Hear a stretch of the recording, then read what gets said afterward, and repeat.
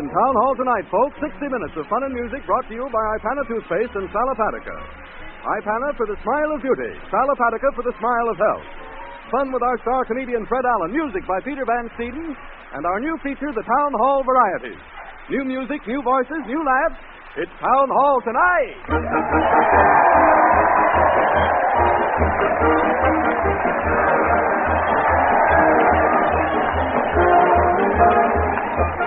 Listen to that crowd cheer Fred Allen as he heads his weekly parade to the old town hall. Fred's dressed in a monkey jacket, followed by those amateur King Kongs, the mighty Allenard players. Everybody's going to hear what's coming, so join the gang at the old town hall. Everybody's going!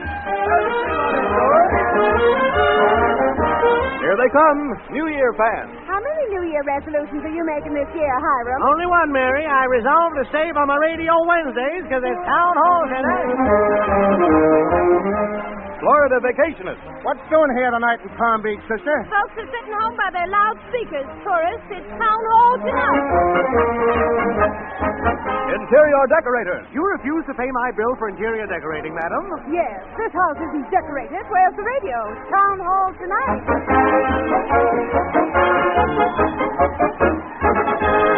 Well, Fred stopped in front of the old town hall and is welcoming the crowd with nods, becks, and wreathed smiles. Let's listen.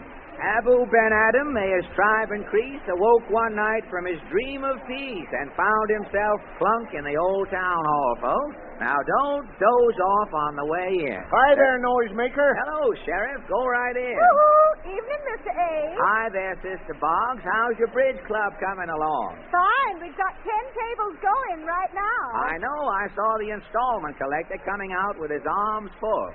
You laugh out loud when you join the crowd on the inside, folks. So hurry, hurry, hurry. Hey, we're set, Fred. What's the first number? Gee, but you're swell, Harry. Oh, I didn't know you cared, Fred. I'm not ogling. That's the first number. All right, I get it. Let her go, Peter.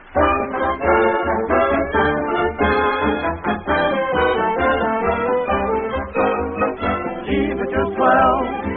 When I say swell, I mean you're lovely as well. When I say lovely, I mean glorious, too. I'm mad about you. You're about the grandest thing that I ever knew. You've got just what it takes. And I'll admit I get the luckiest break. And I mean lucky, for what else could it be? When a girl like you loves me, I mean it honestly, gee, but you're swell.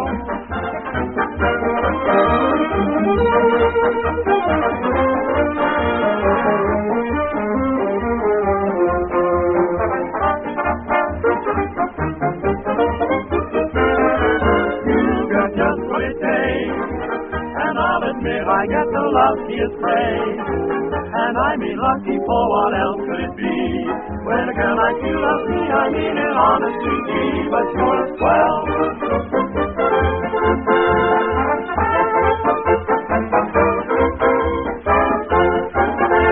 Presenting that magnificent minnesinger of mad merriment, malapimimics, mumbo-jumbo, and malapropic marvelosities, woo, Fred Allen, that dual personality in both persons.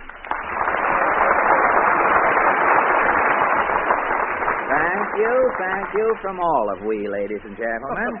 That woo didn't start with an M, Harry. I'm surprised. Good evening, ladies and gentlemen. Now, before we check on the altitude to make sure that the jinks are high enough for this evening, I'll read you the Town Hall Bulletin for tonight. Hodge White, director of the Boy Scout Silver Cornet Band, is sending a special announcement about the concert on New Year's Day. Hodge's cornet solo was advertised as Rubinstein's Melody in F, but Hodge can only play his cornet in one key. Now, Hodge doesn't want to disappoint the cornet lovers around town, so he's sending a rush telegram tonight. And if Rubinstein says it's okay, Hodge will play the Melody in F in E-flat. So much for swing gossip around the village, and now for the Town Hall News. The curtain, Harry. Coming right down, Fred.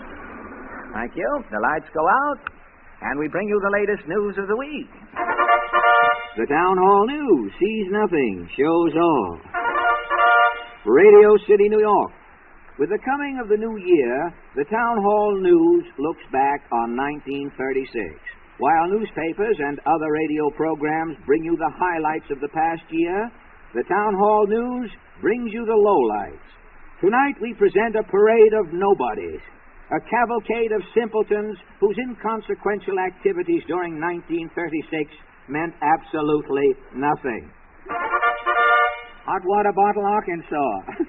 On January 2nd, Artemus J. Fang, Arkansas motorist, folded the first road map in 1936. Mr. Fang. Howdy, Soap. Now, wait. Don't ad-lib, Mr. Fang. Just answer my question. Okay, Longpuss.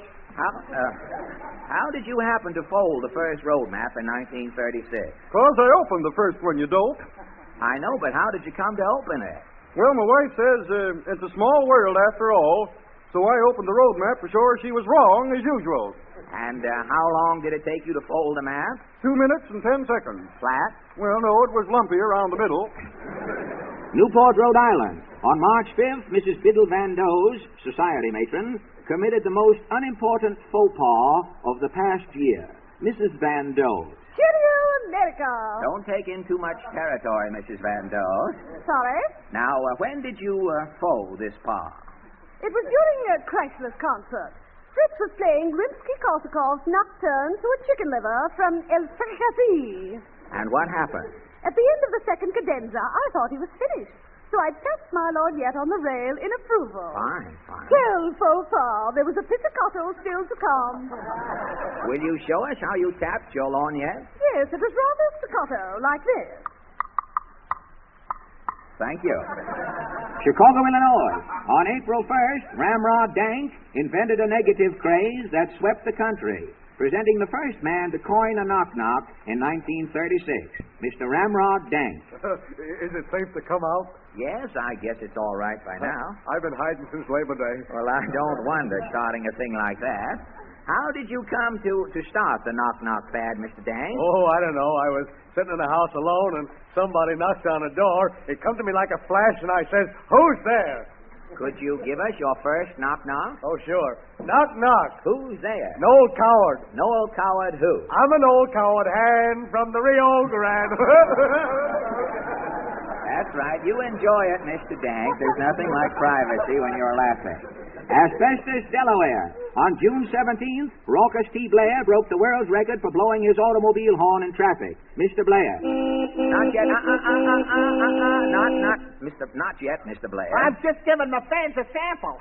How did you win the world's record for horn blowing? Well, it was this way. The traffic light broke, and I was stuck in the middle of the block. I figured I could break the record, so I started tooting my horn. I blew an hour and 20 minutes nonstop. Did you get a medal? How's that? What did you get?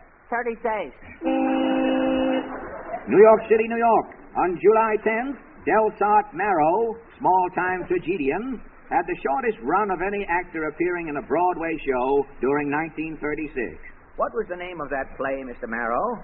It was Passions Amok in 3 acts. How long did the show run? 2 acts. What became of the third act? The third act I played on a baggage truck as the show was being hauled away to the storehouse. Town Hall News shows Delsart Marrow playing the third act of Passions Amok on the scenery van.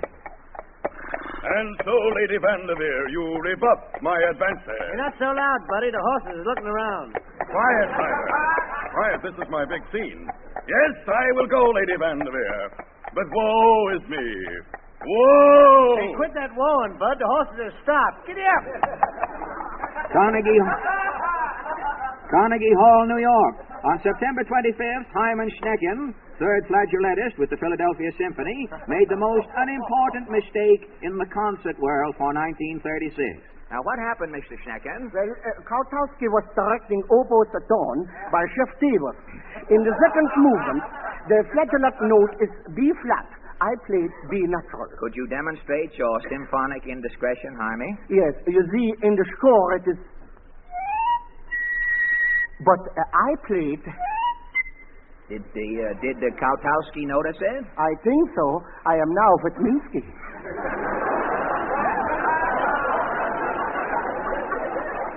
Stewpan, Virginia. On December 1st, Professor T. Underslung Tressel discovers new formula that will revolutionize the throwing of rancid bombs during strikes and labor disturbances. Town Hall News questions Professor Tressel. Are these new bombs of yours potent, Professor? Potent, if one of my bombs breaks, you'll think you're the best man at a polecat wedding. Have you tried one out yet? Oh, yes. I threw a bomb into a taxidermist yesterday. What happened? 2 stuffed eagles flew out the door carrying a mounted moose head. What chemicals are you using in your bomb? Well, I'm mixing 2 ounces of H2SO4 with 3 grams of N6OB, Na, and Cl. What does that give you? Pu.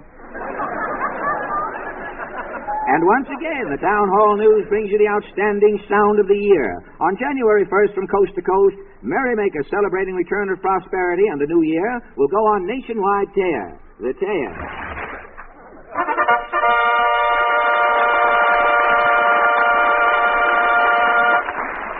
Thank you, ladies and gentlemen, thank you. You have just heard the most unimportant events and unhelpful statements of 1936.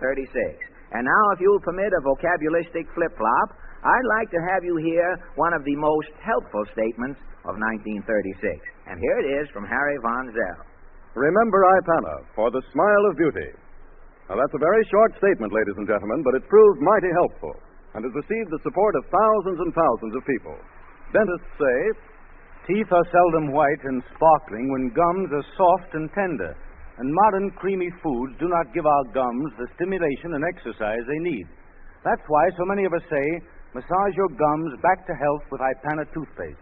School teachers say, model schools everywhere are starting children on the road to a lifetime of oral health by teaching them to massage their gums every time they brush their teeth.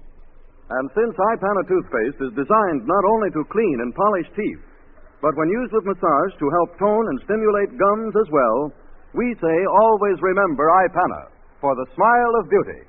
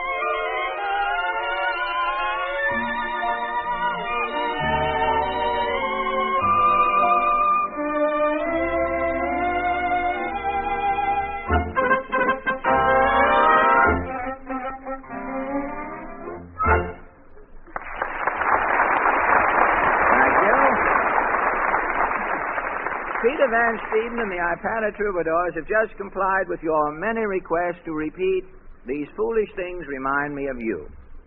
Now, on Sunday morning... oh, gosh. Just quiet. Quiet, please. If we can't have order, let us keep the chaos mild, if we will. Hello?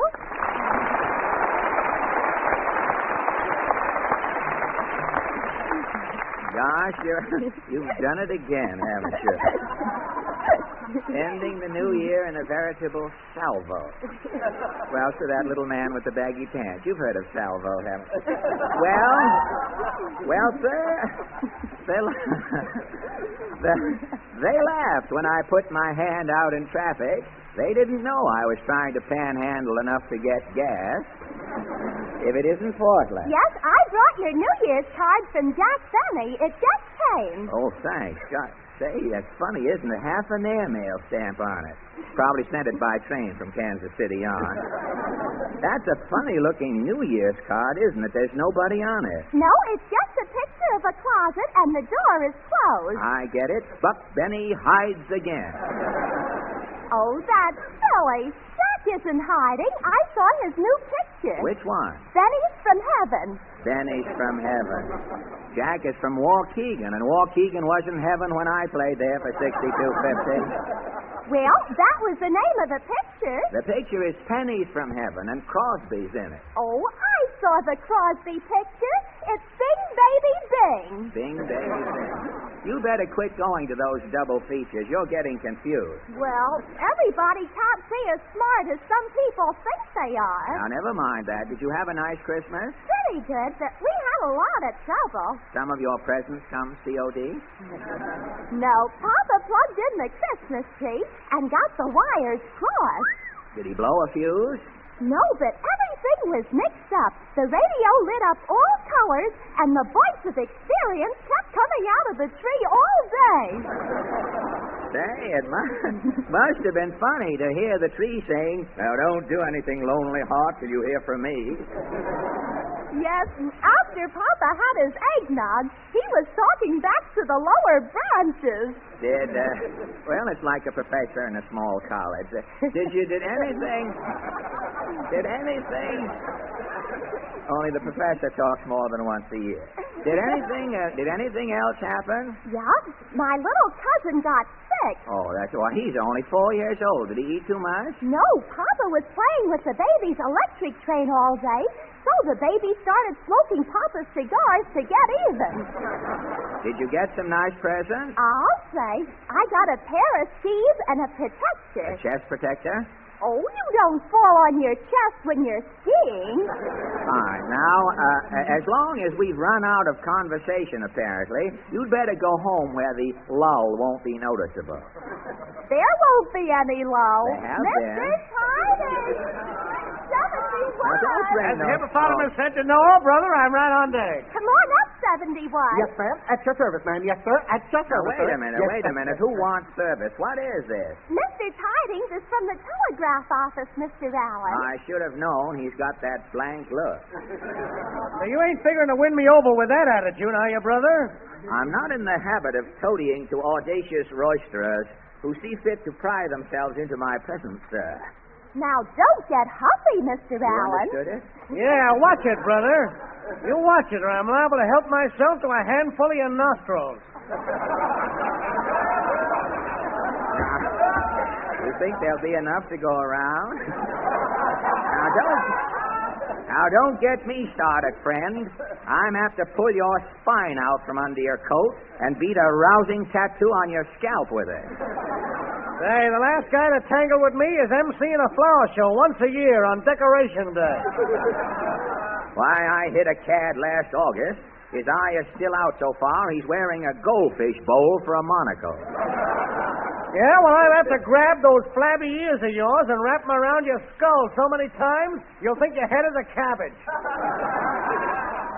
The last man I hit on top of the head thought he was in prison. When he opened his eyes, he was looking out through his ribs.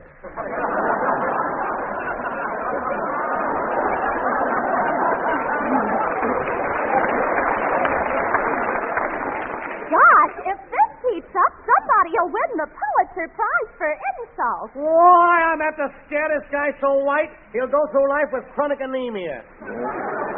Why, I'll pull your top lip down so far, people will think you're wearing a skin windbreaker.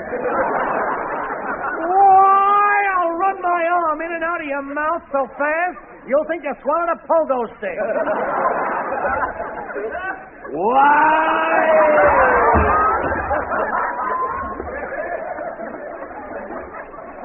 I'm going to push your mouth up till you think the part in your hair has got lips. Can't you do something, 71? At your service, ma'am. At your service, sir. Why, I'll break 71 up into fractions. Listen, 71 come in with me, brother. And he'll go out the same way, but not all together. Mr. Tidings is president of the Animated Greetinggram Company. Who asked you? What is the animated greetinggram? What is that? It's animated telegrams, buddy. Suppose you want to send somebody greetings. 71 here calls on the party and recites your message with gestures. Fine. Well, how about 71 taking an animated New Year's gram to my landlord? 71 don't use that kind of language, brother. Have you got a greetinggram Mr. Allen can send to his income tax collectors? Have we? Number 16, 71. To the Department of Internal Revenue. Your New Year's cheer I'm sending in hunks. Not from the heart, but straight from the Bronx. What does 71 do after he delivers that animated gram? Well, confidentially, he either scrams or I bail him out. What others have you got, Mr. Tidings? Why, we run the greeting gamut. I've got a friend in a trailer. Who hasn't? 71 delivers greeting grams to trailers on a motorcycle. What sort of greeting? Give him number 55, 71. The trailer. Enjoy the New Year in your trailer. Enjoy the year with trees and bird calls. Folks who start the year in trailers end up behind the Ford V8 balls. Gosh, animated greetinggrams are swell, aren't they, Mr. Allen? How about your New Year business, brother? A happy thought, Soggy. I'm going to give you the business right now. Oh, a wise guy, hey? Give him number 66, 71. To a pet. Now, wait a minute. I'll give you one. Two pets. Oh, boy, let's go, Mr. Allen. Off with the old, on with the new. I'll beat you two fellows black and blue. Not me, you ain't. I'm gonna lamb. And 71? I'm gonna scram. I'm the only one left. I'm in a fix. Take a hint from 1936. You want me to beat it? You mean go? Yes, but don't forget to say... Tally ho!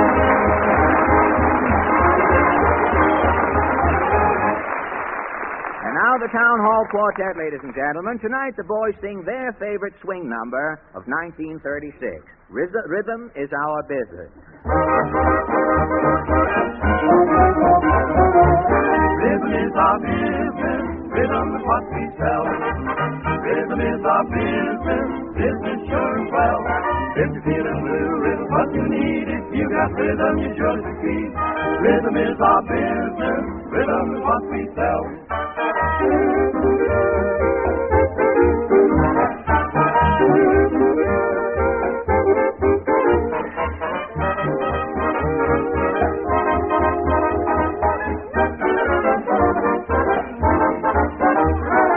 He's a trumpet man in the band.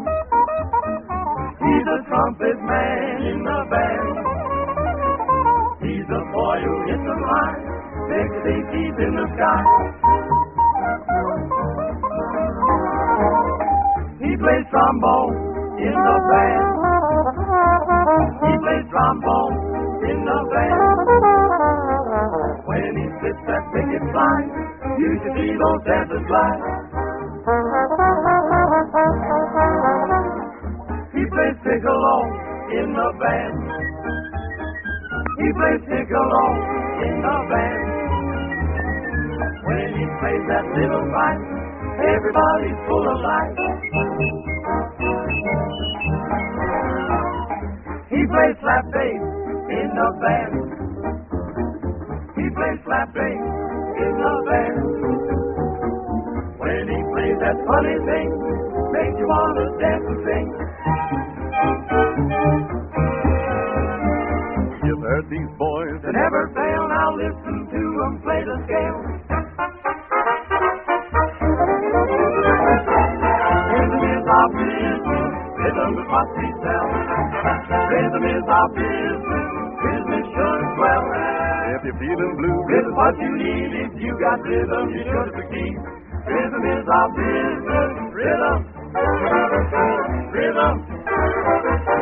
Rhythm is what we sell.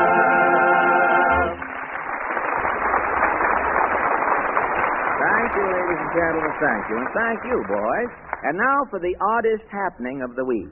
New York patrolmen cruising in police cars received a distinct shock the other day. Instead of the usual police calls on their shortwave sets, they heard a musical program. Authorities say it was due to atmospheric conditions.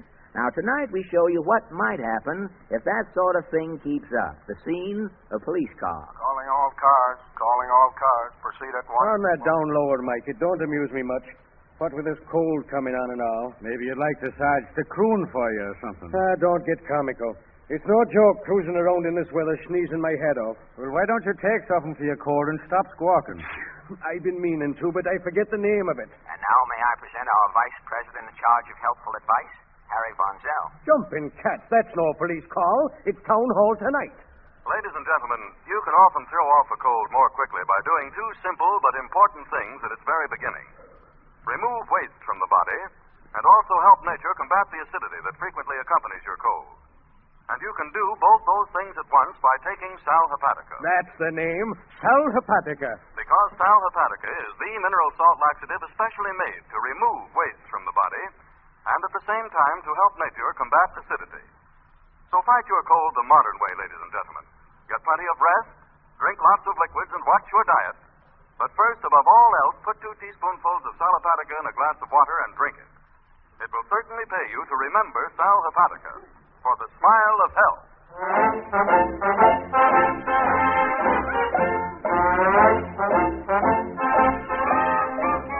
That's the theme song of the Mighty Allen Art Players, and they'll be with you immediately after your station announcement.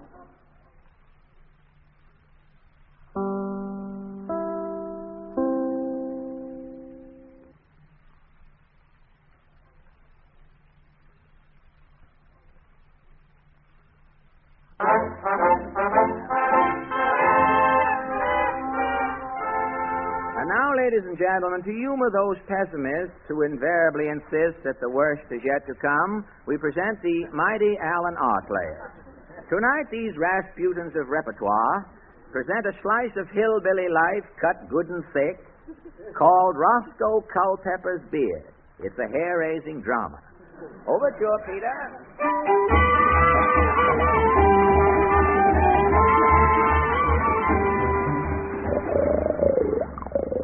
Roscoe! Hey, wake up, Roscoe. Lord, if your exhaust warn't open, I'd swear you was dead. Wake up. Who's sifting me? What's going on? Wake up. You've been in the hay so long, you're getting to look like a pitchfork. Well, I'm awake. What do you want now? Give me that sheet. I'm setting tables. Yeah. All right. Oh, my whiskers are caught in the foot of the bed. You and them whiskers. Well, tilt your head down. I'll see if I can spring them. Well, there you are. Oh, that's turned them loose.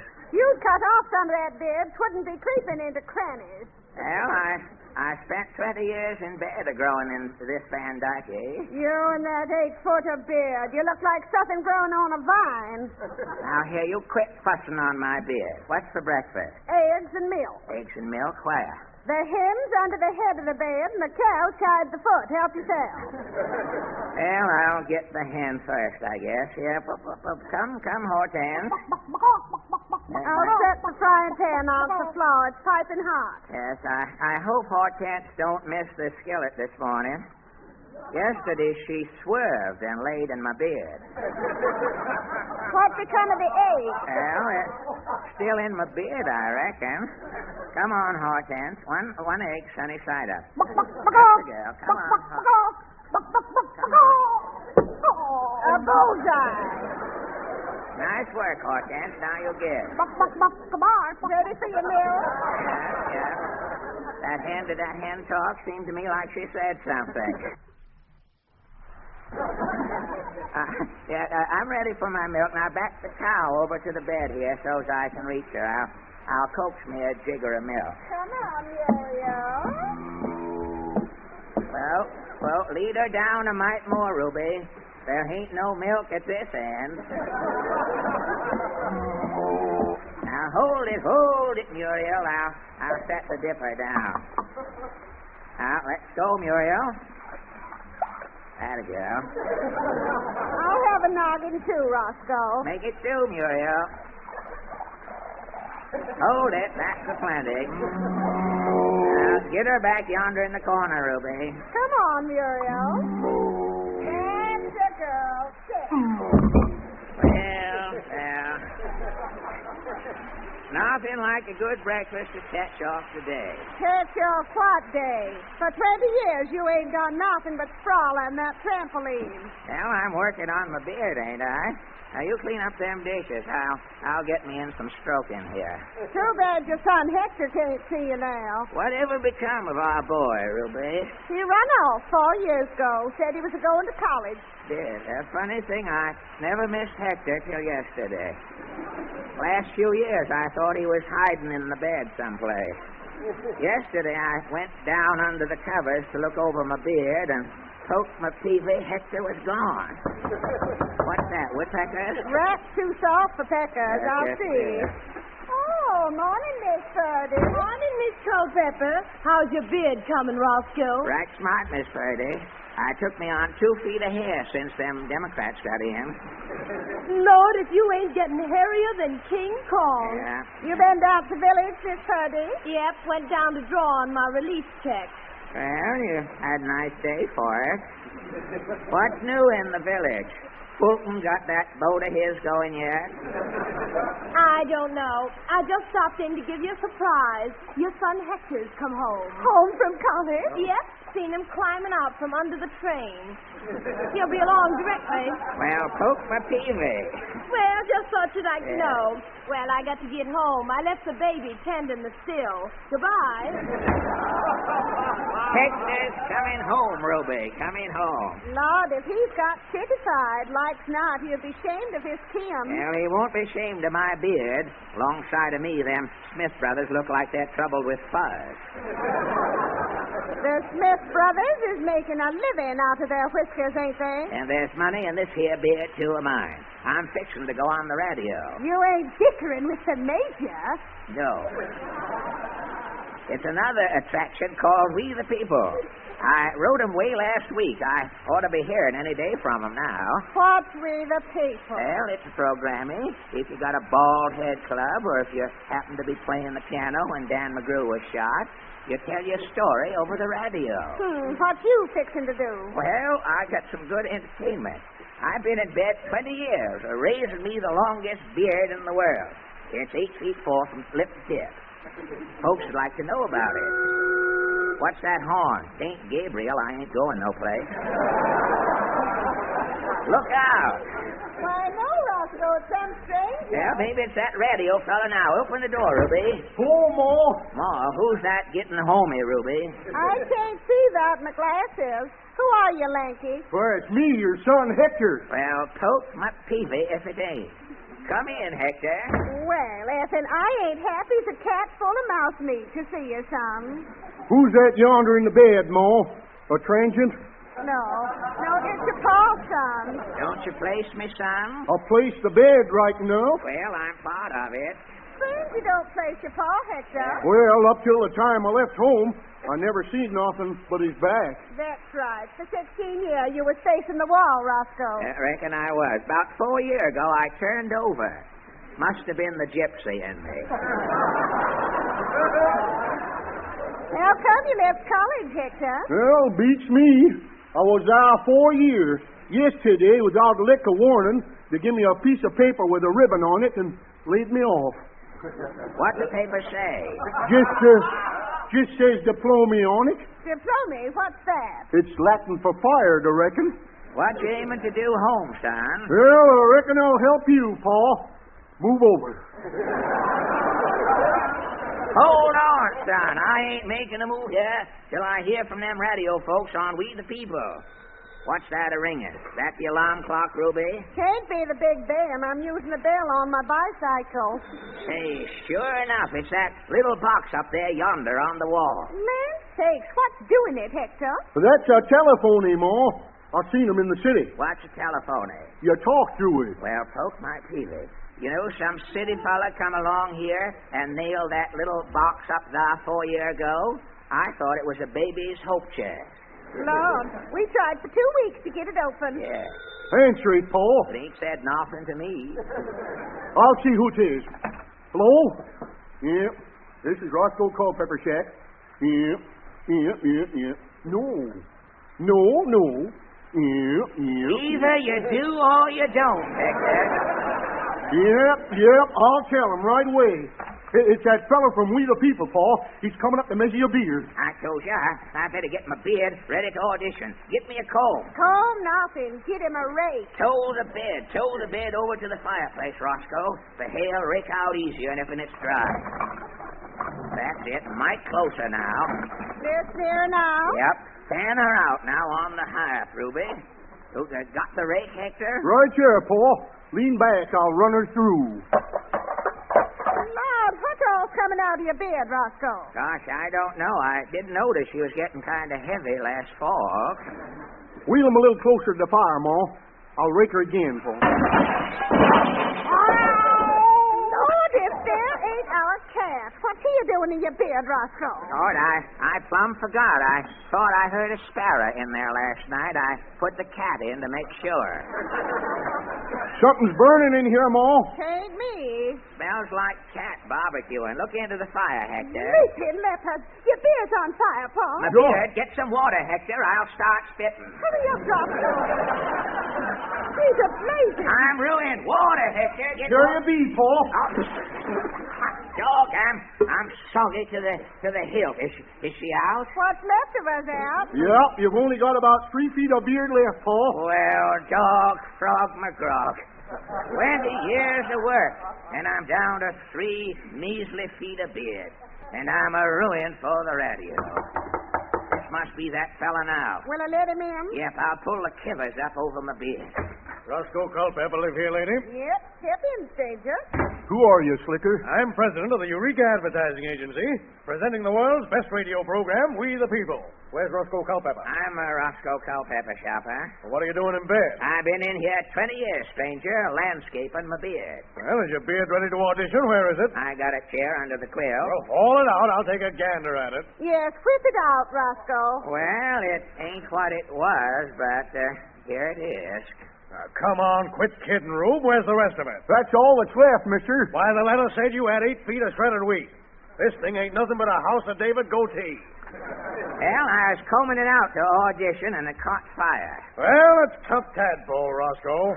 But I can't put you on We the People with that stubble. Why, the announcer's beard is longer than that. Well, effing you ain't hiring me, mister. I'm a-getting out of bed. I've been laying in here for 20 years. Wait a minute, Roscoe. How long did you say you've been laying in that bed? Man and boy, 20 years. Great. I can't put you on the We the People, but how would you like a real job? Doing what? I'm president of the Eureka Advertising Agency. Now, wait. I'll get me out of bed. No, don't you move.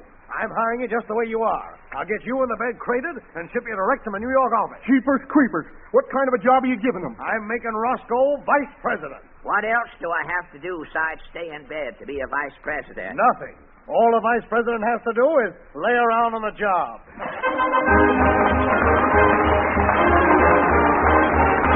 Thank you, ladies and gentlemen, thank you.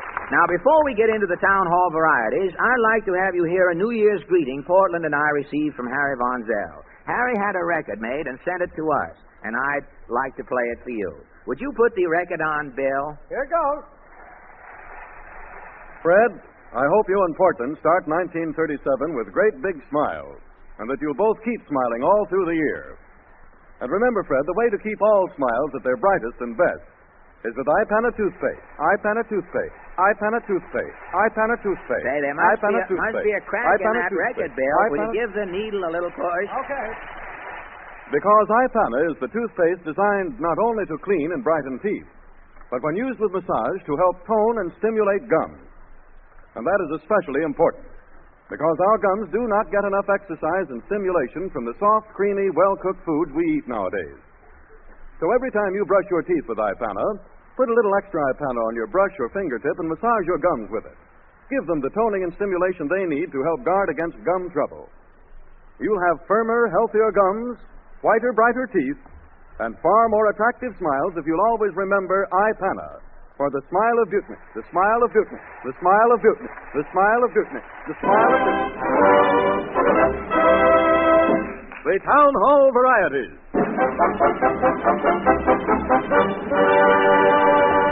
Tonight, ladies and gentlemen, we present a special edition of the Town Hall Varieties. For Fred has decided to give youth a chance on this last program of 1936, and tonight we present talented youngsters who show promise of a fine professional career in the future. Here comes Fred now with our young guests. Let's give them a real Town Hall reception. Thank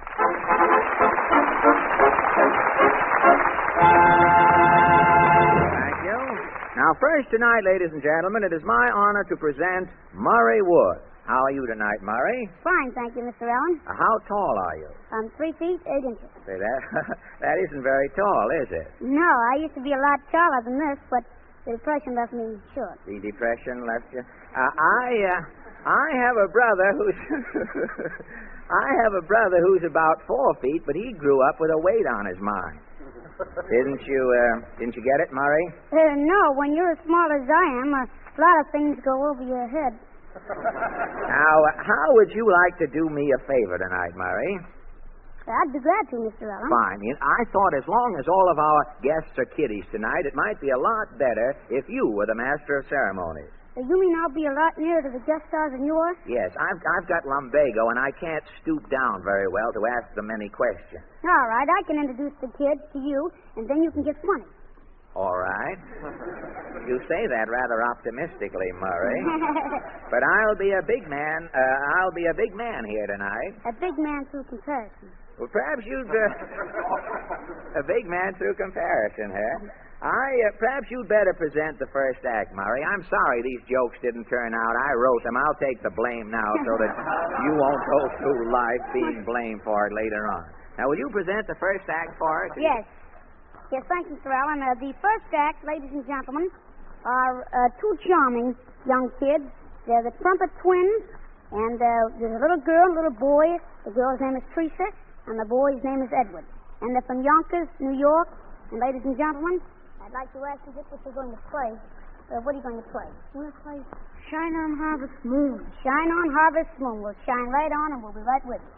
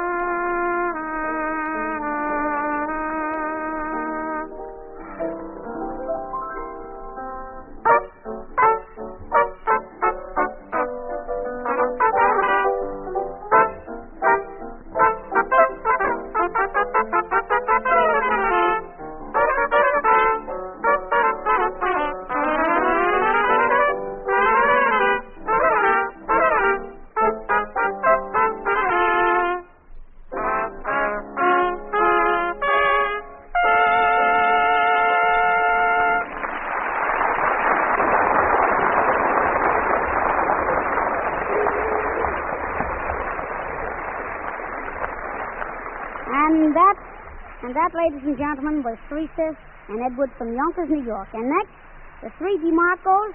They're a harmony trio, and they're from Brooklyn. And the lead is Gloria, the second is Jeanette, and the third is Antoinette. It'll kiss you and an apple.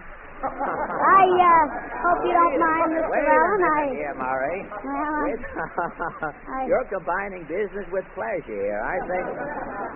Well, what are you going to do? Just what are you going to do?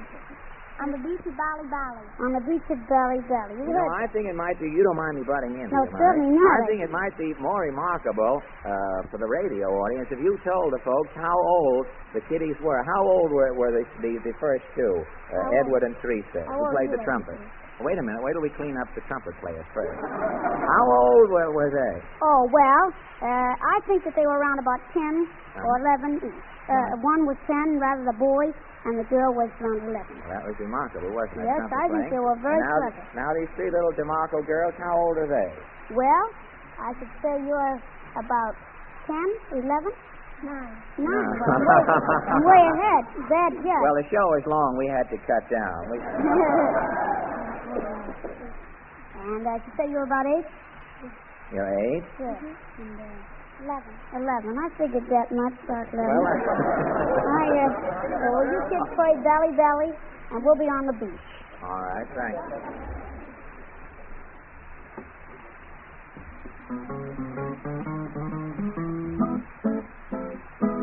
Laughing on the beach at Bally, wah, wah, wah, wah.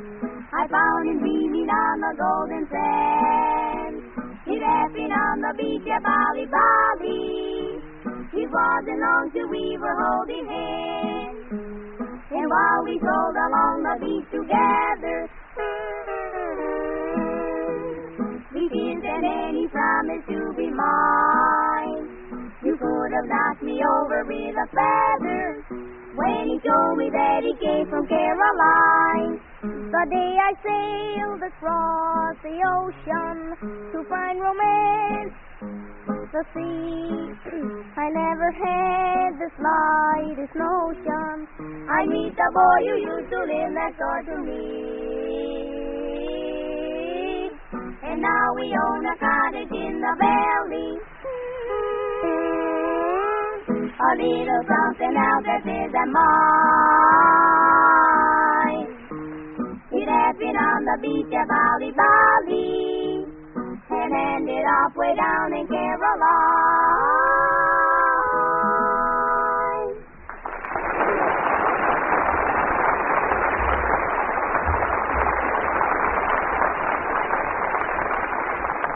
Thank you. They were certainly swell, weren't they, Murray? Well, believe me, they get better all the time, don't they? They were remarkable. Yes, they get better and younger. They get better younger. When I went into the theater, a man didn't seem to get ripe till he was around 65, and then he couldn't make the jump, so he had to get out of show business anyway. But now they're blossoming much quicker. It's going to be wonderful when those little girls grow up.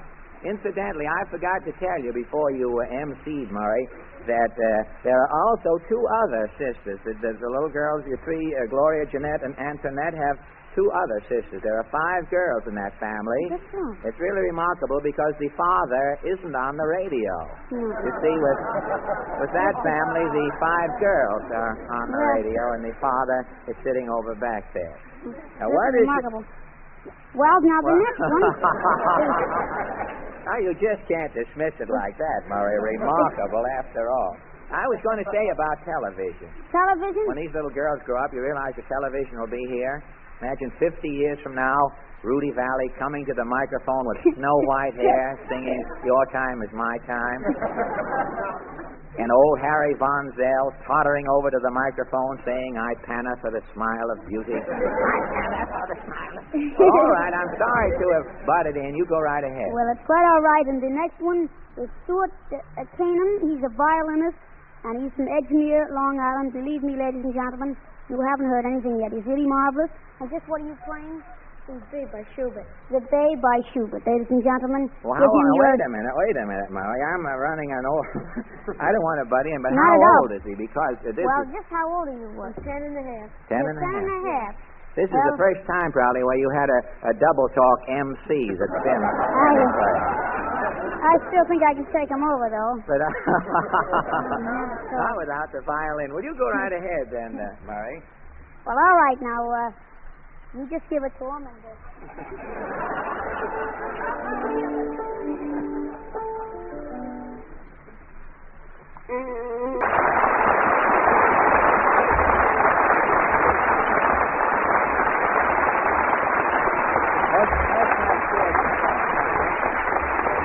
We got time? Stuart? I think it's too bad, Stuart, that we haven't time to ask you to play an encore. You are, without a doubt, the most remarkable child violinist I have ever heard. Am I right, Murray? What do you think? I think so.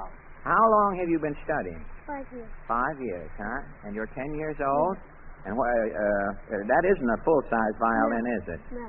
Did you start on that at 5 years or smaller? No, smaller one. Smaller than that, huh? 3/4. And that's a 3/4, isn't it? Imagine 10 or 15 years from now and you're playing the cello up under your chin. What grade are you in at school? Public school? Public school? Do you go to public school? 5B. 5B? Where do you live? Edgemere? Edgemere. And you're in 5B, huh? What do you know, Murray? A little fella in the 5th grade of school and already plays better than Jack Benny.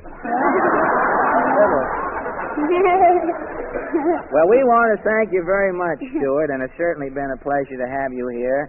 And I'm still unconvinced. I'm going to watch you play again. I think you've got another arm comes out of your sleeve there. I don't think you were doing that all with 2 arms. And thank you a lot. Thank you.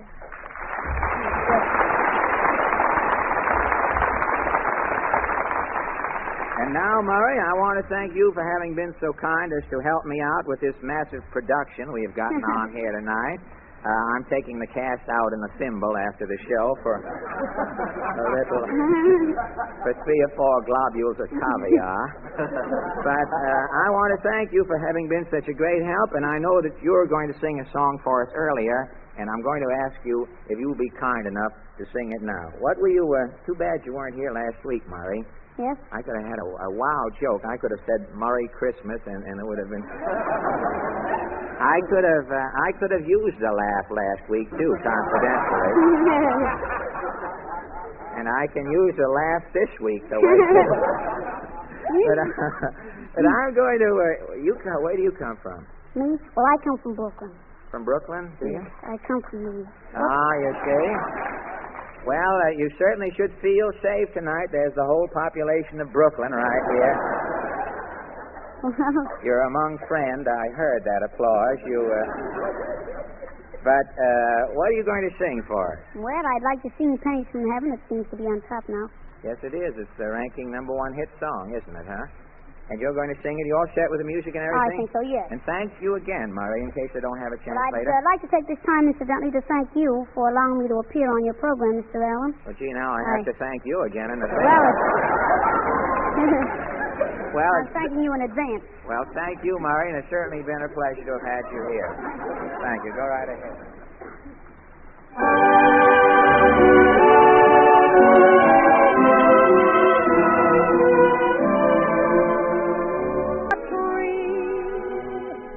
There'll be pennies from heaven for you and me.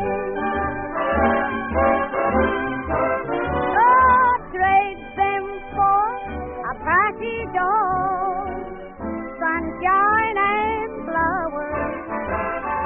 If you want the things you love, you must have showers. So when you hear it thunder, don't run under a tree. There'll be pennies from heaven for you and me.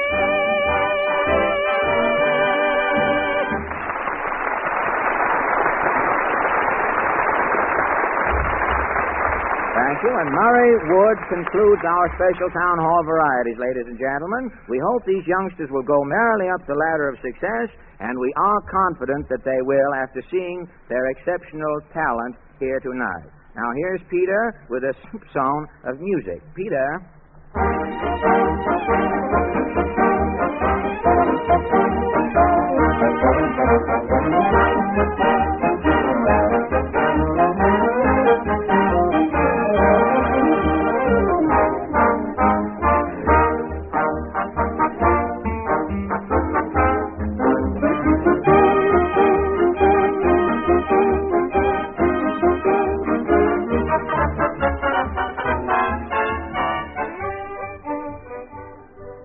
Thank you very much, Peter. Ladies and gentlemen, before Fred brings you his stupendous thumbnail preview of next week's show, the makers of Ipana for the Smile of Beauty, Sal Hepatica for the Smile of Health, would like to send you this sincere greeting.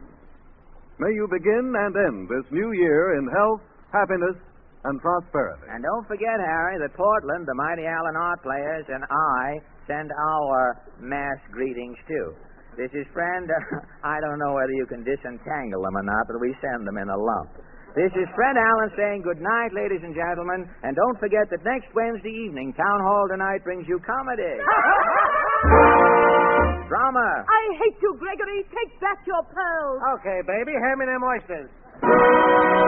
Weather report. Thursday, fair. Friday, fair. Saturday, transfer. And music.